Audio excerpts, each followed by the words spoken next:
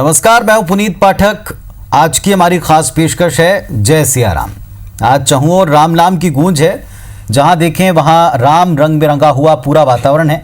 वजह भी स्पष्ट है, दशकों के संघर्ष और इंतजार के बाद आखिरकार वो घड़ी आ चुकी है जब अयोध्या में राम जी की जन्मभूमि पर एक भव्य मंदिर का निर्माण शुरू होगा। 5 अगस्त को अयोध्या में प्रधानमंत्री नरेंद्र मोदी की मौजूदगी में राम मंदिर का भूमि पूजन होना है और इसके लिए सारे देश में दीपावली की तरह तैयारियां जारी। राम नाम की महिमा से सजे कई कार्यक्रम आयोजित हो रहे हैं, अभी भी जारी हैं।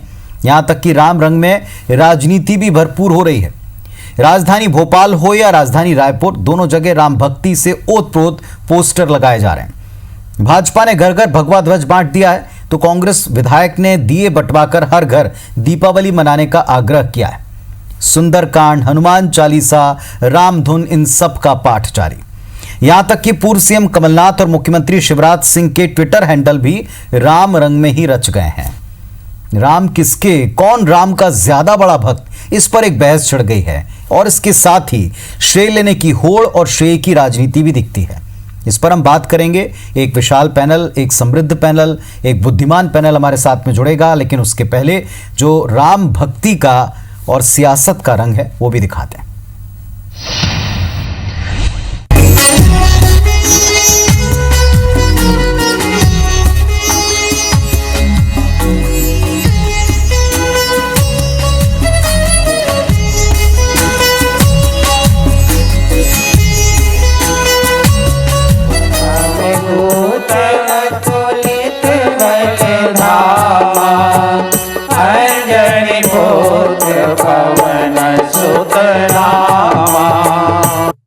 ऐतिहासिक दिन है, जिस दिन की इंतजार पूरे देश को थी।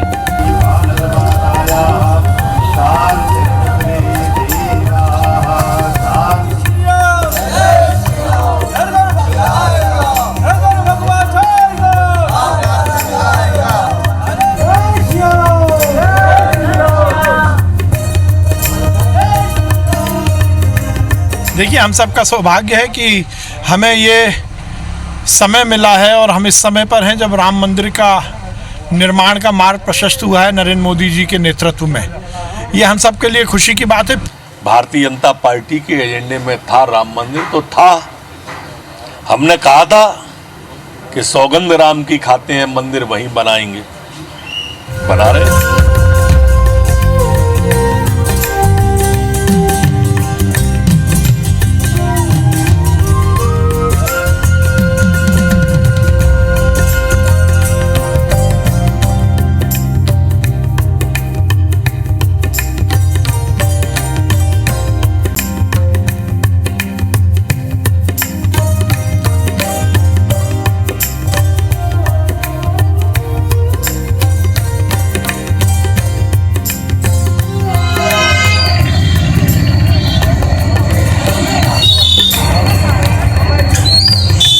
जो भावनाएं हैं वो अब साकार हो रही हैं।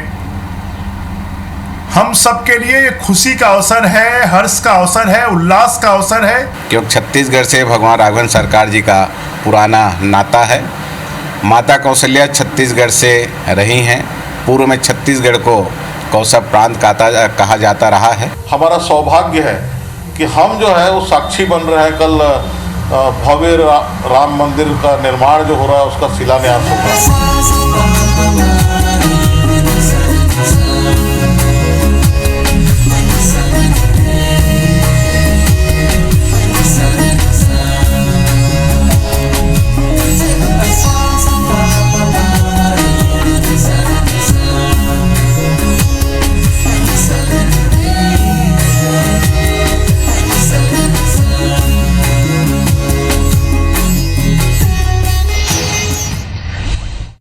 तो ये जरूर कह सकते हैं कि दल कोई भी हो, शहर कोई भी हो या वातावरण किसी भी तरह का हो, हर जगह से एक ही धुन सुनाई पड़ रही है, जय सिया राम की।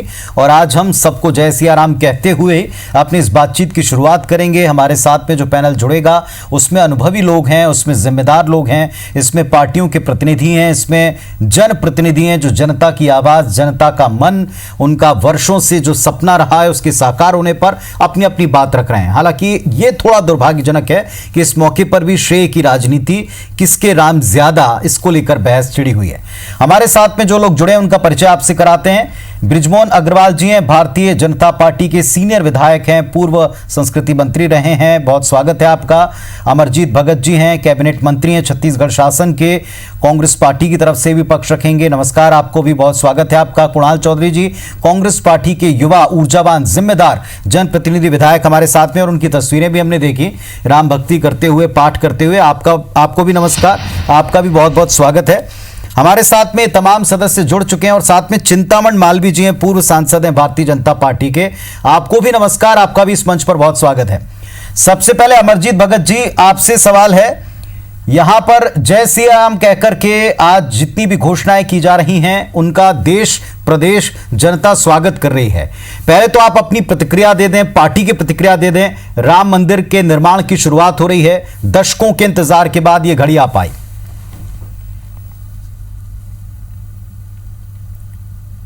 चलिए, हमारा संपर्क शायद अमरजीत जी से कट गया। कुणाल जी, अगर सवाल सुन पाए हैं तो ये बात तो तय है कि हमने कल भी बात की थी इस विषय पर, कुछ राजनीतिक छींटाकशी अभी भी जारी है, चाहे आप दिए बंटवाएं तब भी, चाहे आप कोई पाठ करें तब भी राजनीतिक आरोप प्रत्यारोप जरूर जारी होता है।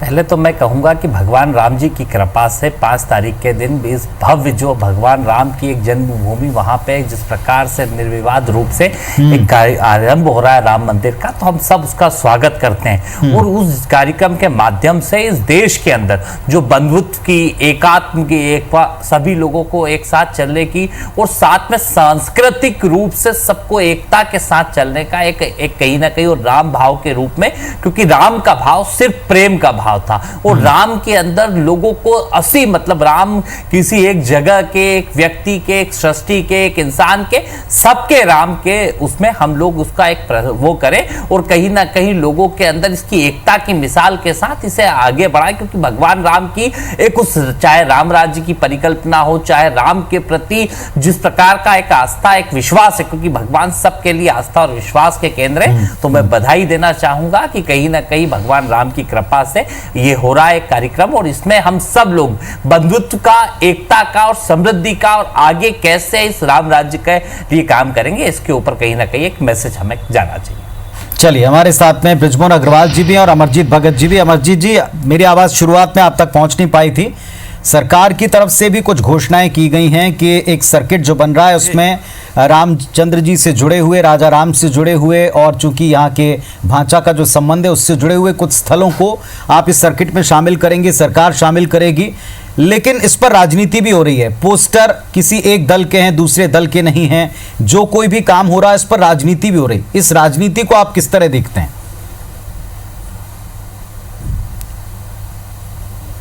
देखिए, राम सबके हैं, राम हमारे आराध्य हैं, सबके मन में, सबके दिल में राम रचे बसे हैं।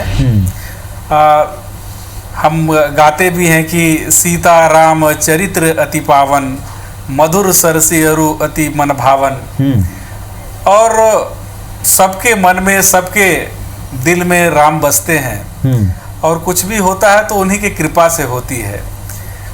कोई भी कार्य बिना राम कृपा बिन सुलभ न होई।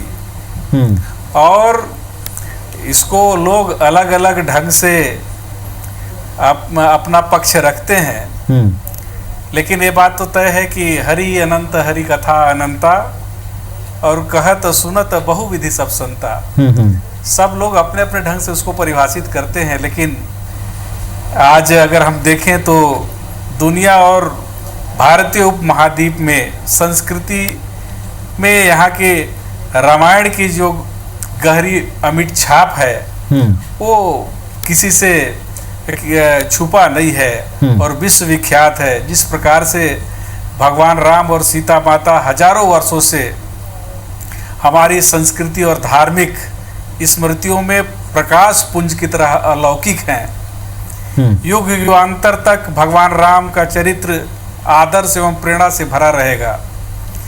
भगवान राम का जीवन धर्म, नीति, कर्तव्य परायणता, त्याग, उदारता, प्रेम, पराक्रम से भरा है। भगवान राम सबके हैं और यहाँ तक कि भगवान राम जो है कबीर के भी हैं, भगवान राम तुलसीदास जी के भी हैं, भगवान राम रैदास के भी हैं। सबके दाता राम है और राम सबके भला चाहने वाले हैं, सबके भला करने वाले हैं। जो भी राम के दरबार में गया, जो राम के शरण में गया, तो उनके मन में न राग है न द्वेष है। फिर ये बहस क्यों छिड़ जाती है भगत साहब कि राम किसके ज्यादा हैं, किसके अपने हैं, किसका ज्यादा श्रेय है इस मंदिर निर्माण में?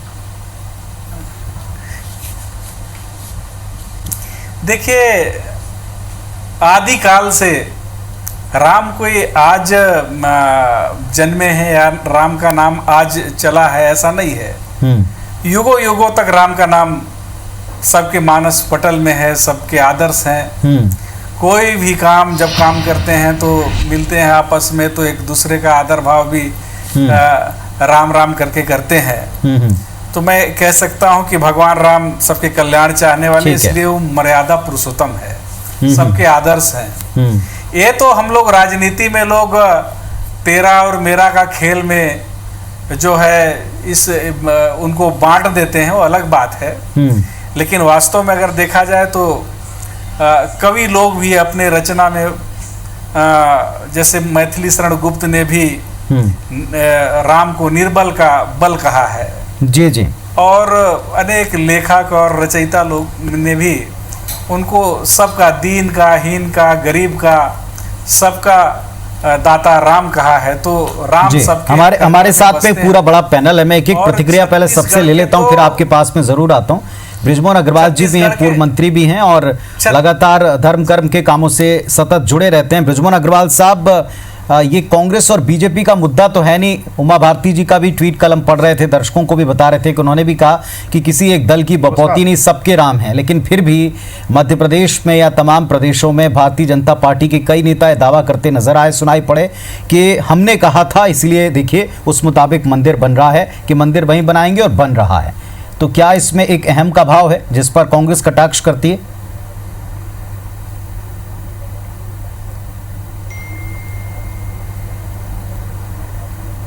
देखिए, सबके दाता राम, अभी अमरजीत भगत जी बता रहे थे कि राम जी गरीब के भी हैं, अमीर के भी हैं, वो कांग्रेसियों के भी हैं, वो बीजेपी के भी हैं, वो सबके हैं। परंतु कांग्रेस पार्टी ने लंबे समय तक प्रभु राम के अस्तित्व को नकारा। सुप्रीम कोर्ट में नकारा, हाई कोर्ट में नकारा, लोअर कोर्ट में नकारा। वो कहते रहे कि राम सेतु का अस्तित्व नहीं है।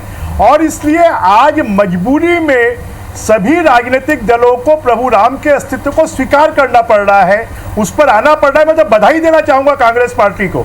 मैं तो अमरजीत भगत जी को बधाई देना चाहूंगा कि वो छत्तीसगढ़ के आदिवासी नेता हैं। आदिवासियों के बीच में कुछ लोग जाकर जो ये प्रचार कर रहे हैं कि राम आदिवासियों के नहीं हैं, उनको जाकर बताना चाहिए कि भील आदिवासियों से मिलकर ही प्रभु राम ने लंका पर विजय प्राप्त की थी और राम सबके हैं। परंतु कांग्रेस पार्टी ने 70 सालों तक देश के साथ में न्याय नहीं किया और आज मोदी जी की सरकार न्याय कर रही है, तो उसकी खुशी कांग्रेस पार्टी भी मना रही है। तो हमको अच्छा लग रहा है कि जो छत्तीसगढ़ है वो माँ कौशल्या की जन्म स्थल है, जो छत्तीसगढ़ है वो प्रभु राम का ननिहाल है। और कभी कांग्रेस पार्टी ने इतने सालों तक राज किया, कभी ननिहाल की याद नहीं आई। पहली बार राजिम कुंभ के माध्यम से, साधु संतों के माध्यम से हमने इस बात को प्रचारित प्रसारित किया कि ये माँ कौशल्या की जन्मभूमि है, प्रभु राम का ननिहाल है। और छत्तीसगढ़ के इतिहास को हमने पूरी देश और दुनिया के सामने राजिम कुंभ में साधु संतों को लाकर बताया, उनकी जानकारी में दी। आज पूरे देश में चर्चा है।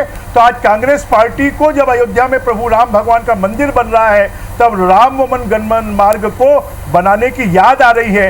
ये सद्बुद्धि कांग्रेस पार्टी को छत्तीसगढ़ में मिली है, इस बात की तो आप मानते हैं बृजमोहन जी की सद्बुद्धि आते आते बहुत देर लग गई, आप ऐसा कहना चाहते हैं, या बीजेपी ये बताना चाहती कि कांग्रेस इस मार्ग पर आते आते काफी वक्त लगा चुकी है?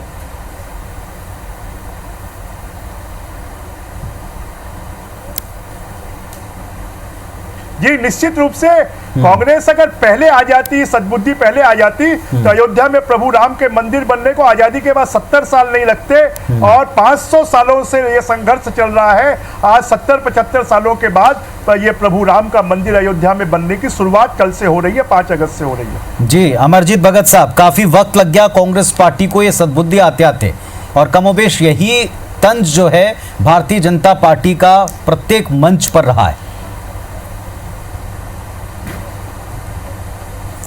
लोग भजन गाते हैं कि राम राम कहिए सिया राम कहिए, जहे विधि रखे राम तहे विधि रहिए। छत्तीसगढ़ में तो राम की कृपा हम लोगों को मिली है, और भगवान राम की कृपा से अच्छा बहुमत मिली है, उनकी कृपा से राजकाज बढ़िया चल रहा है।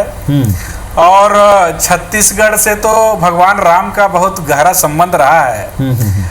14 साल के वनवास में भगवान राम अधिकांश समय छत्तीसगढ़ में गुजारे हैं, और भरतपुर के कोरिया जिले के भरतपुर से हो करके उन्होंने छत्तीसगढ़ में प्रवेश किया, और भरतपुर से लेकर के रामगढ़, सीतापुर, शिवनीरायण, चंद्रखुरी में कौशल्या धाम, सबरी का जूठा बैर यहीं खाया, सबरी नदी किनारे, ये सब का चित्रण मिलता है। इससे हमारा संबंध और उनके साथ छत्तीसगढ़ में ननिहाल होने के कारण मामा भाचा का रिश्ता नहीं, है। पर आपने सुना ना, बृजमोहन अग्रवाल जी ये कह रहे हैं भी हुए कि ये सब सुध आते आते काफी वक्त लग गया, अगर ये पहले होता तो जल्दी मंदिर बनता।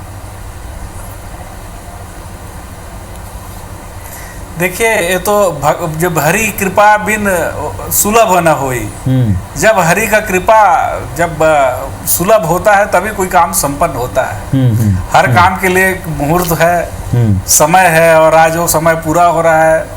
पूरे देशवासियों के लिए 5 अगस्त रामलला के मंदिर का भूमि पूजन का कार्यक्रम, भगवान राम की कृपा से यह कार्यक्रम संदेश प्रसारित करने वाला रहेगा कि राष्ट्रीय एकता, विश्व बंधुत्व, चलिए सांस्कृतिक मतलब कांग्रेस पार्टी को इसमें कोई दिक्कत नहीं है, ये अच्छी बात है, और एक बहुत अच्छे दिन पर एक बहुत अच्छे मैसेज के साथ में कार्यक्रम हो रहा है। आरोप प्रत्यारोप को थोड़ी देर के लिए छोड़ देना चाहिए, ये आपकी बातों से कुल मिलाकर सार निकलता दिख रहा है। चिंतामणि मालवीय साहब, जब उमा भारती जी ने भी कह दिया, तमाम लोग कह रहे हैं कि राम तो सबके हैं, किसी की बपौती नहीं, फिर क्यों इस नाम के ऊपर लगातार भारतीय जनता पार्टी के कुछ नेता ये कहते हैं कि किसी ने अस्तित्व नकारा, और अब जो कुछ भी भक्ति हो रही है वो सब दिखावा है, वो सब चुनावी है, वो सब लाभ की राजनीति है?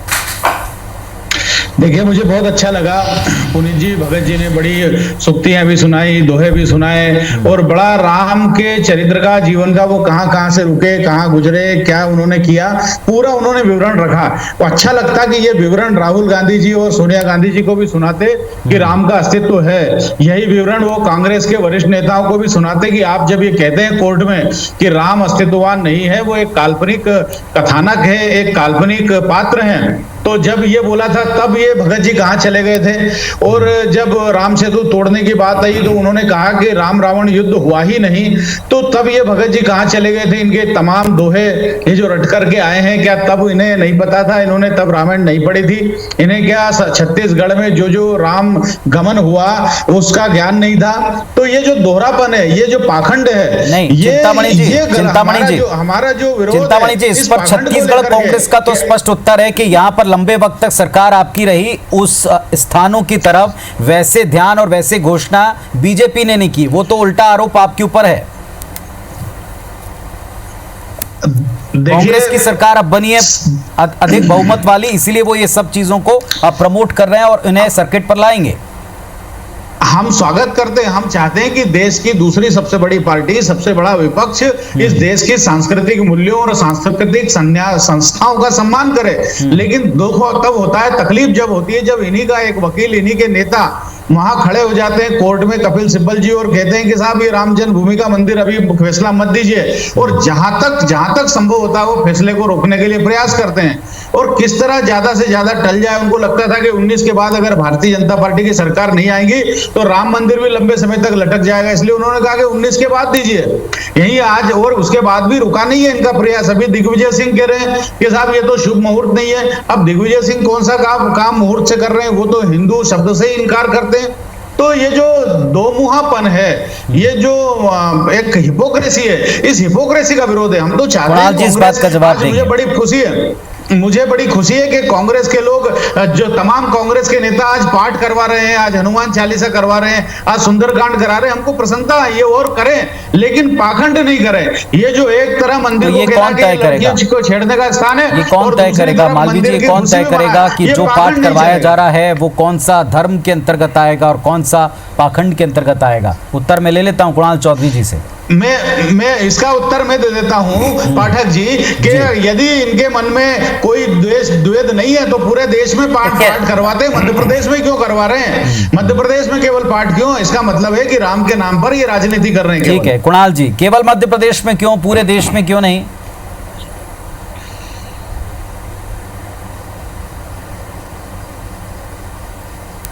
देखिए, मैं तो बड़ा अच्छा विचार आपने जो शुरू में दिया था कि राम की बात है, सबके राम की बात है। ये राजनीतिक जिस प्रकार का घमंड और अहंकार, पहले इनके मंत्री की बाइट देखी और फिर इनके जो विचार देखे, तो मुझे लगता है कि राम के चरित्र का, बीजेपी राम को तो मानती है पर राम के चरित्र को नहीं मानती। राम भगवान के चरित्र में कहीं घृणा दिखा दें, ये राम भगवान की उस चौपाई को जरूर रामायण की पढ़ ले कि दूसरों के सुख से बड़ा कोई धर्म नहीं और दूसरों के दुख से बड़ा कोई अधर्म नहीं, पर लगातार घृणा की बात, नफरत की बात और अहंकार की बात। यही बात कि हमने कहा, किसने कहा, छोड़िए, सुब्रमण्यम स्वामी जी ने कल क्या दिया कि किसका इसमें योगदान है और किसका नहीं। सीधे सीधे प्रधानमंत्री जी के योगदान को उन्होंने नकारा है, जो सुप्रीम कोर्ट के अंदर वहां पे इसके सबसे बड़े वकील थे।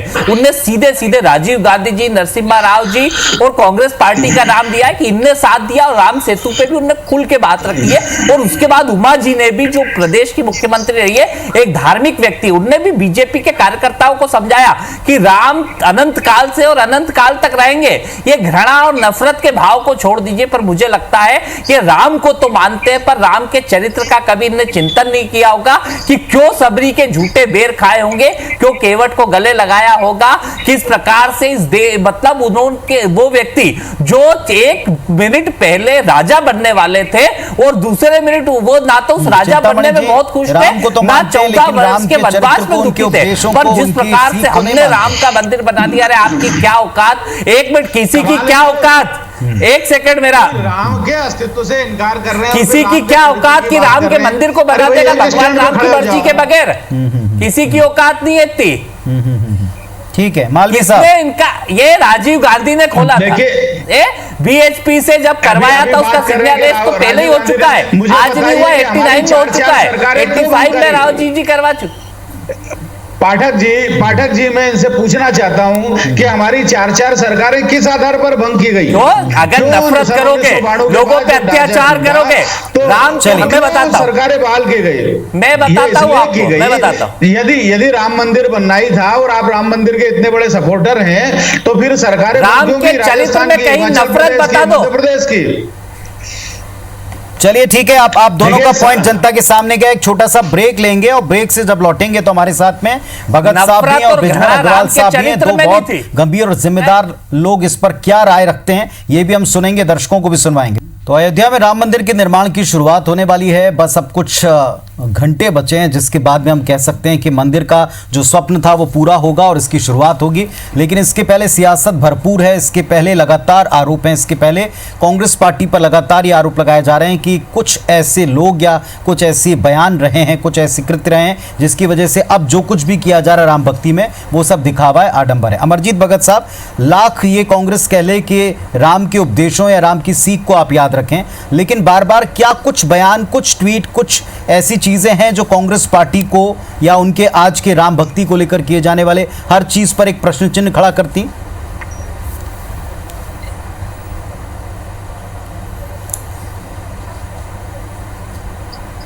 देखिए, अगर ये जो बोल रहे हैं सब साथी भगवान राम को मानने वाले लोग हैं और इस देश को आज़ाद कराने वाले माननीय गांधी जी, स्वर्गीय गांधी जी, हमारे राष्ट्रपिता, जिनको अगर मानने वाले हैं तो गांधी जी ने हमेशा अपने भाषण में, अपने कोई भी सार्वजनिक कार्यक्रम में कहा करते थे कि रघुपति राघव राजा राम सबको सम्मति दे भगवान। वो कभी अपने भजन में या अपने कार्यक्रम में कभी ये नहीं कहते थे कि केवल राम भगवान केवल हिंदुओं को या केवल गरीब को या केवल अमीर को सुमति दे। वो सबके लिए कल्याण के लिए, सबके सुमति के लिए प्रार्थना करते थे। हर उनका जो प्रार्थना रहता था उसमें ये भाव सम्मिलित रहते थे। तो हम कह सकते हैं कि जो हमारे कांग्रेस पार्टी के जो नेता थे, चाहे वो गांधी जी हो, नहीं, बार बार ये आरोप लग रहे हैं भगत साहब कि जो कुछ भी हो रहा है वो मध्य प्रदेश, छत्तीसगढ़ में हो रहा है। मध्य प्रदेश में इसलिए क्योंकि चुनाव में फायदा मिले, और छत्तीसगढ़ में इसलिए क्योंकि यहाँ आपकी सरकार है। लगातार हर एक बात पर सवाल उठाए जा रहे हैं। सभी देखिए, अगर आज अगर वास्तव में ये जो धर्म के ठेकेदार बनते हैं, अगर हिंदू धर्म, तो धर्म एक विचारधारा है और हिंदुस्तान में तो सब पहले हिंदू थे, और अगर दूसरे धर्म का उदय हुआ तो इसी प्रकार के अहंकारी और इसी प्रकार के जो विघटनकारी जो लोगों का विचार, लोगों को अलग करना, लोगों को अपने साथ नहीं मिलाना, ये सब उसी का देन है। जब गांधी जी साउथ अफ्रीका से आए थे और अपने गुरु गोखले जी से जब आशीर्वाद लेने गए तो उन्होंने कहा था कि अगर जिस भारत को आज़ाद कराने की तुम सपना देख रहे हो, पहले एक बार भारत दर्शन करके आओ। जब गांधी जी भारत दर्शन के लिए निकले तो यहाँ देखे कि यहाँ तो अगड़ा अलग है, पिछड़ा अलग है, शूद्र अलग है, यहाँ इतने डिफरेंसेस हैं जिसमें आज़ादी की लड़ाई लड़ना बहुत मुश्किल काम है। जब घूम करके जाते हैं और गोखले जी से मिलते हैं तो बोलते हैं कि इसी विभिन्नता को तुमको मिटाना है। जब जिस दिन राष्ट्रीय एकता में सबको पिरो दोगे, कुछ लोग अभी भी हैं, बातों का सार है कि कुछ लोग अभी भी हैं जो इस तरह भटकाव की राजनीति करना चाहते हैं, ये आप कह रहे हैं। बृजमोहन अग्रवाल साहब, ये जब कांग्रेस पार्टी कोई भी आयोजन करती है, कोई भी निर्णय करती है, तो इस पर इतने प्रश्न क्यों उठाए जा रहे हैं? लोग भगवान को भी बदनाम करते हैं, राम को भी बदनाम करते हैं, तो इस सब से बचना चाहिए।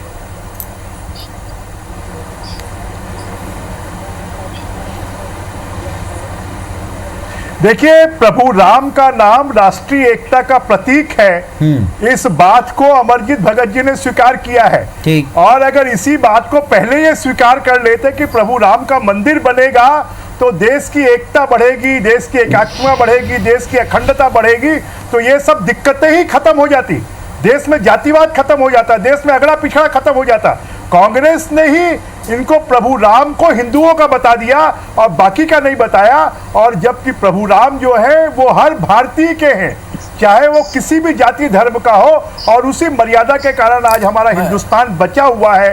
और सब लोग, चाहे राम चाहे रहीम हो, उन्होंने भी राम का नाम लिया, बाकी का कबीर का नाम, बाकी सबका नाम भी गुरु नानक देव जी ने राम का नाम लिया। इसलिए राम के बिना हिंदुस्तान नहीं हो सकता, और इस बात को आज कांग्रेस मान रही है, ये बहुत अच्छी बात है। मैं कांग्रेस को बधाई देना चाहता हूं कि छत्तीसगढ़ की कांग्रेस पार्टी, उसी बात को मैं कह रहा हूं, कांग्रेस पार्टी से पूरे देश की कांग्रेस पार्टी सबक ले। हाँ जी भगत साहब, मैं वही बात आपको बोल रहा था कि जिस पूरा भारत हिंदुओं का साम्राज्य था, पूरा यहाँ हिंदू निवास करते थे। अगर दूसरे धर्म अगर यहाँ उदय हुआ, वो सब हिंदू धर्म से ही आपने लोगों को केवल जब मतलब सिद्ध करना हो, जब कोई स्वार्थ हो, तब शूद्र को भी, पिछड़ों को भी, एससी को, एसटी को, पिछड़ा को, सबको आपने हिंदू बताया, लेकिन जब साथ बैठने का बात हुआ तो सबको तू अगड़ा है, तू पिछड़ा है। जिसको जहां सम्मान मिला, जितने भी धर्म निकले हैं सब हिंदू धर्म से निकले हैं, तो इसके लिए कौन जिम्मेदार है, इसको भी लोगों को सोचना चाहिए कि उनको कौन अलग किया, कौन उनको मालवी साहब आपके पास 1 मिनट, पहले उत्तर ले लेता हूं मैं। अग्रवाल साहब उसका उत्तर देना चाहेंगे? अपने साथ पंथ में नहीं बैठाया, तो ये सब बात सोचनीय विषय है।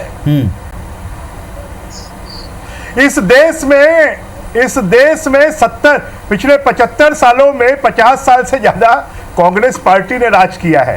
और वोट की राजनीति किसने पैदा की, जाति की राजनीति किसने पैदा की, इस बात से कोई इनकार नहीं कर रहा है। और अगड़ा, लेकिन जितने भी धर्म का उदय हुआ है वो हिंदू धर्म से निकले हैं, इसके लिए जिम्मेदार कौन है? एक हिंदू विचारधारा है, एक धर्म को बांटने वाले कौन है? विचारधारा ऐसी विचारधारा जो हिंदू सबको धर्म से अलग, अगर जितने धर्म का उदय हुआ उसके लिए जिम्मेदार कौन है? एक ऐसी विचारधारा जो किसी दूसरे धर्म का कभी भी विरोध नहीं करती, कभी भी उनका विरोध नहीं करती, कभी उनका अनादर नहीं करती, सब अपनी पूजा पद्धति से काम करेगी। अगर 33 करोड़ देवी देवताओं को मानने वाला कोई धर्म है तो ये हिंदू धर्म है, ये सनातन धर्म है जो हर किसी को अपनी पूजा पद्धति का अधिकार देता है, और इसीलिए आज भी हिंदू धर्म सर्वोपरि है। चलिए, यहाँ पर मालवी साहब भी इसमें कुछ कहना चाह रहे थे। मालवी जी, अपना तर्क आप रख सकते हैं। जी, सबसे पहली बात तो ये कि मैं भगत जी से कहूंगा थोड़ा अपना ज्ञान बढ़ाएं, क्योंकि वो राज्य के मंत्री हैं, संस्कृति मंत्री है, तो थोड़ा संस्कृति का अध्ययन भी कर ले कि किस तरह की आतताई और अत्याचारियों ने और किस तरह की मान्यताओं के साथ इस देश में प्रवेश किया और इस देश को पददलित किया है। लेकिन दूसरी बात मैं आपसे पूछ रहा हूँ, जितने भी धर्म निकले सब हिंदू धर्म से निकले हैं। हिंदू धर्म से अगर कोई अलग हुआ है तो उसके लिए जिम्मेदार कौन है? आप पूरा ठेका ले लेते हैं पूरा धर्म का, यही तो आप लोगों के अहंकार है, इसी वजह से तो लोग अलग हुए। चूंकि आज अगर जितने भी संप्रदाय या धर्म अलग हुए हैं, पहले तो सब हिंदू धर्म में थे। आप ज्ञान बढ़ाने की बात करते हैं, अहंकारी बात करते हैं, यही तो सबसे बड़ा अवगुण है। घमंड नहीं है। दूसरी बात यह है कि जहां तक अगड़ों की, पिछड़ों की, ये देखने वाली बात है कि कांग्रेस ने ये बांटने का काम किया है, पिछड़ों को अलग किया, अनुसूचित जाति को अलग किया, सामान्य को अलग किया, जातियों में बांटने का काम और जातियों के आधार पर टिकट देने का काम ये कांग्रेस ने शुरू किया। और कांग्रेस कभी हिंदू एकता की बात नहीं करती, कांग्रेस हमेशा हिंदू मुस्लिम एकता की बात करती है। हिंदू एकता से कांग्रेस को डर लगता है। ये शब्द कभी आप कांग्रेस की डिक्शनरी में नहीं पाएंगे कि हिंदू एक हो जाए। वो हमेशा चाहती कि हिंदू टूटे रहे, हिंदू बिखरे रहे, जातियों में, अगड़ों में, पिछड़ों में, अनुसूचित जाति में, उत्तर देंगे इस बात का?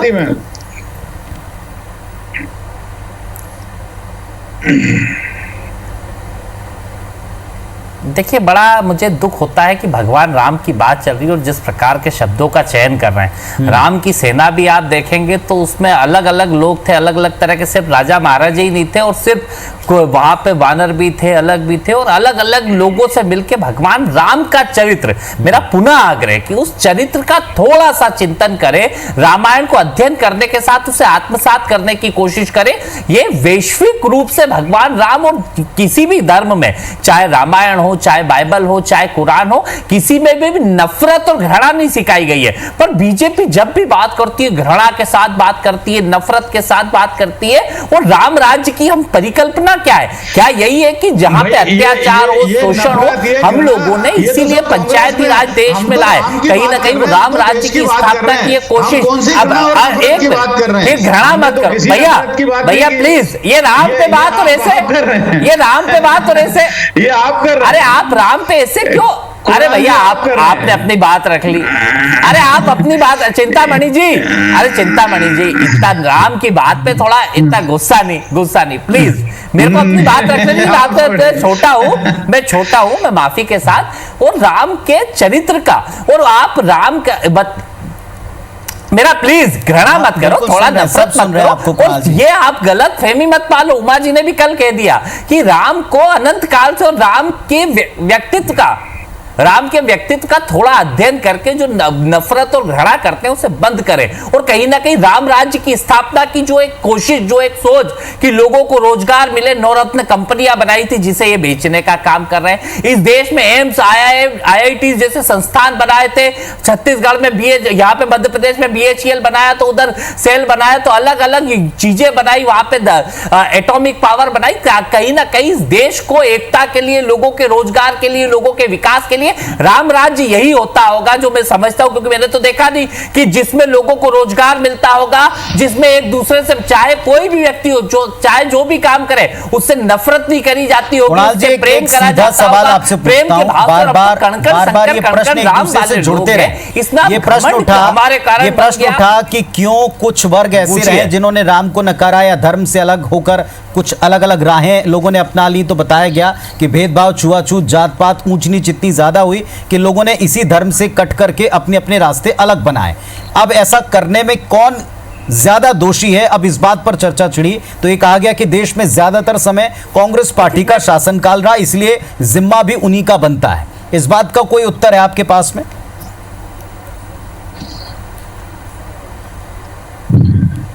देखिए, पहली बात तो राम के उस चरित्र को समझो। भगवान राम जिनकी धर्म पत्नी को रावण लेके चला गया, उसके बाद रावण से भी इतनी नफरत और घृणा नहीं करी। वो तो सबके, मतलब राम का चरित्र सबके राम है, मतलब उसमें केवट के भी है तो शबरी के भी राम है, और वहां पे अलग अलग धर्मों के रेदास या कबीर के भी आप राम, रेदास के भी राम, तो अलग, कई तो कबीर पंथी जो निराकार मानते तो अलग अलग सबके राम है। आप राम के चरित्र में ये कहो कि इसके हो जाएंगे, उसके हो जाएंगे, सबके राम है, और उनके चरित्र का थोड़ा सा अध्ययन अगर ये कर लेंगे, उसका चरित्र का थोड़ा चिंतन कर लेंगे, उस चरित्र को थोड़ा आत्मसात कर लेंगे, तो ये सब जानेंगे कि जो सृष्टि चल रही है, ये प्रश्न का उत्तर नहीं हुआ कुणाल जी। जहां से चर्चा शुरू हुई और जो विषय उठा मैं उसी पर सवाल पूछ रहा हूं। तमिल भी है, तेलुगु भी है, अरे क्या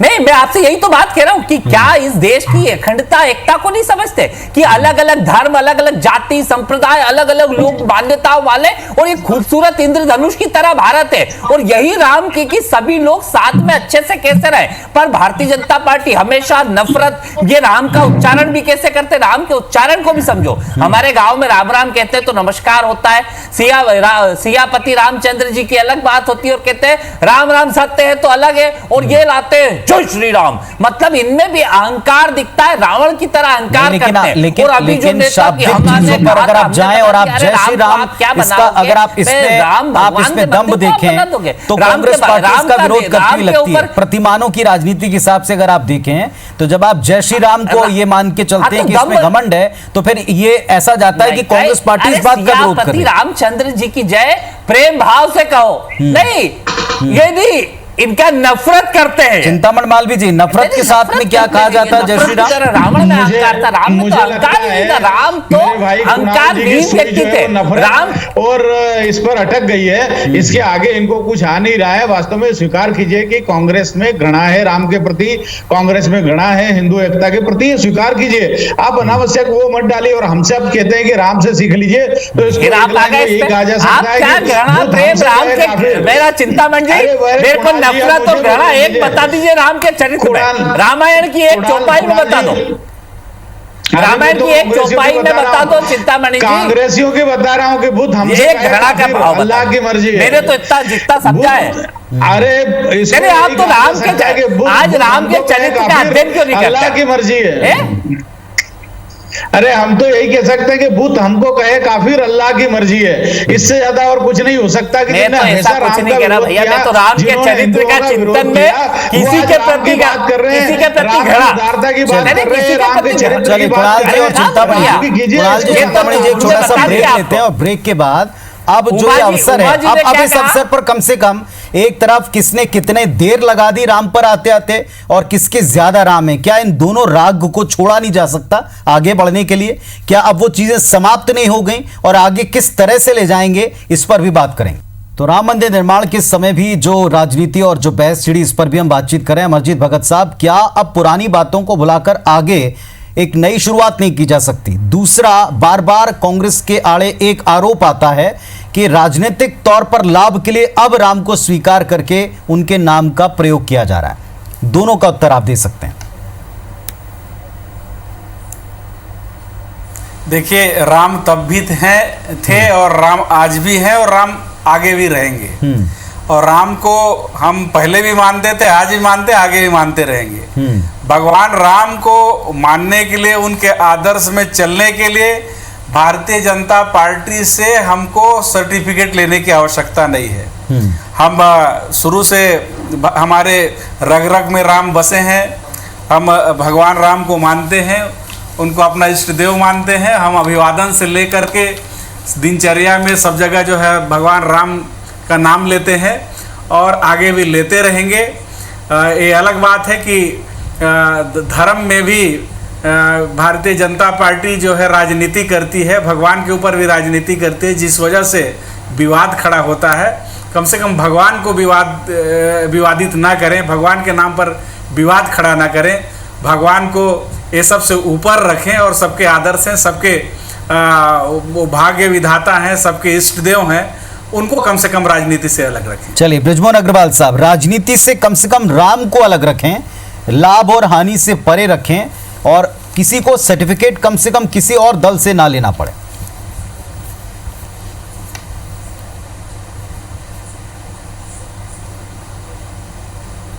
देखिए, आदि अनादि काल से और आज से नहीं, हजारों साल, लाखों साल से प्रभु राम को इस देश की धरती पर जो भी आए हैं, जो भी महान पुरुष आए हैं, उन्होंने प्रभु राम को आदर्श माना है। प्रभु राम को इस देश के हमारे संविधान निर्माताओं ने हमारे प्रियम्बल में प्रभु राम को रखा है, परंतु उसके बाद भी प्रभु राम के मंदिर के अस्तित्व को स्वीकार नहीं करना, राम सेतु के अस्तित्व को स्वीकार नहीं करना, सुप्रीम कोर्ट में इस बात को कहना कि प्रभु राम काल्पनिक हैं, आखिर ये सब किसने किया और क्यों किया? और आज उनको वापस क्यों ये कहना पड़ रहा है कि हम भी राम को मानने वाले हैं? ये क्यों कहना पड़ रहा है? कहने की आवश्यकता ही नहीं है। जब प्रभु राम सबके हैं तो आज उनको कहना पड़ रहा है। और राजनीतिक रूप से प्रभु राम को अगर राजनीतिक बनाया है तो ये कांग्रेस पार्टी ने बनाया है। ये तो शाश्वत सत्य और मर्यादा पुरुषोत्तम राम है। हम यही कहते थे कि कांग्रेस पार्टी के लोगों को भी उनको मानना चाहिए। आज मान रहे, आज कमलनाथ जी पूजा करते हुए दिख रहे, अगर पहले दिखते तो कोई दिक्कत थोड़ी थी। आज कांग्रेस के लोग छत्तीसगढ़ में पोस्टर लगाते हुए दिख रहे हैं। आज कांग्रेस पार्टी की सरकार कह रही है कि हम राम वनगमन मार्ग को बनाएंगे। पहले क्यों नहीं कहा? पहले भी मध्य प्रदेश से 50 सालों तक इनकी सरकार रही। प्रभु राम के वनगमन मार्ग को आइडेंटिफाई पहले से किया जा चुका है, पर आज ये सब बातें क्यों आ रही हैं? और इसलिए मैं तो कहता हूं, मैं कांग्रेस पार्टी को बधाई देना चाहता हूं कि आज वो राम के अस्तित्व को स्वीकार कर रही है। राम को उनके भी राम है और सबके राम है। एक मिनट आप दोनों को रोकना चाहूंगा। आडवाणी जी को हम सुनवाते हैं, कुछ इस समय वो कह रहे हैं। हाँ, एक मिनट के लिए आपको रोकूंगा। अयोध्या में मैं बोल रहा हूं कि 15 साल तक आपकी सरकार रही। प्रधानमंत्री श्री नरेंद्र मोदी द्वारा श्री राम मंदिर का भूमि पूजन हो रहा है।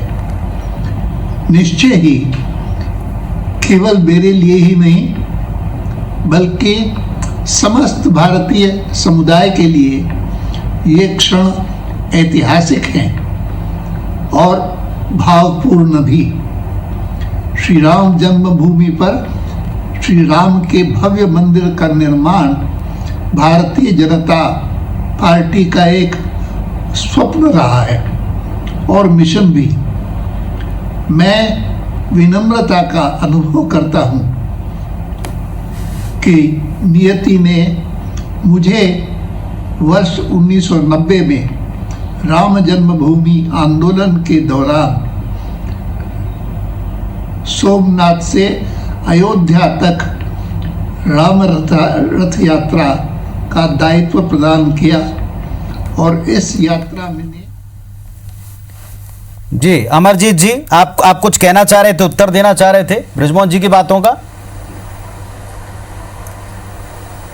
मैं बोल रहा था कि माननीय बृजमोहन जी की सरकार थी 15 साल तक। माननीय बृजमोहन जी मंत्री थे, कद्दावर मंत्री थे, प्रभावशाली मंत्री थे और राम के नाम पर इन्होंने कुछ नहीं किया। आज अगर राम पथ गमन बना रहे हैं तो हमारे माननीय मुख्यमंत्री भूपेश बघेल जी बना रहे हैं, तो ये तो आदर्श की बात है और ये तो सम्मान की बात है, और इसको आप सब लोगों को खुश होना चाहिए। माननीय बृजमोहन जी और रमन सिंह जी को, पूरे छत्तीसगढ़ के भारतीय जनता पार्टी के साथियों को भी कम से कम एक टूरिस्ट सर्किट जो है भगवान राम के नाम से बन रहा है, कौशल्या का मंदिर बन रहा है, जो चलिए जल्दी, वक्त थोड़ा सा कम अब रह रहा है। बृजमोहन जी, इतने लंबे वक्त तक सरकार रही, तब तक राम के गमन के स्थानों की सुध नहीं ली बीजेपी ने, ये आरोप कांग्रेस का बार बार है।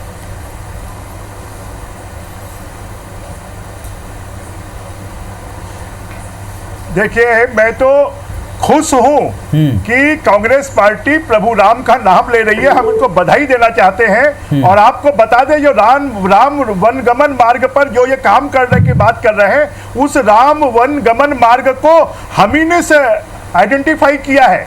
ये तो जानते हैं कि राम गुफा वाल्मीकि उसके बारे में कि पूरे देश में पहली नाट्यशाला अगर कोई है तो राम गुफा है। ये किसने बताया? हम लोगों ने पूरे देश को ये बताया कि छत्तीसगढ़ से प्रभु राम का बहुत बड़ा नाता है।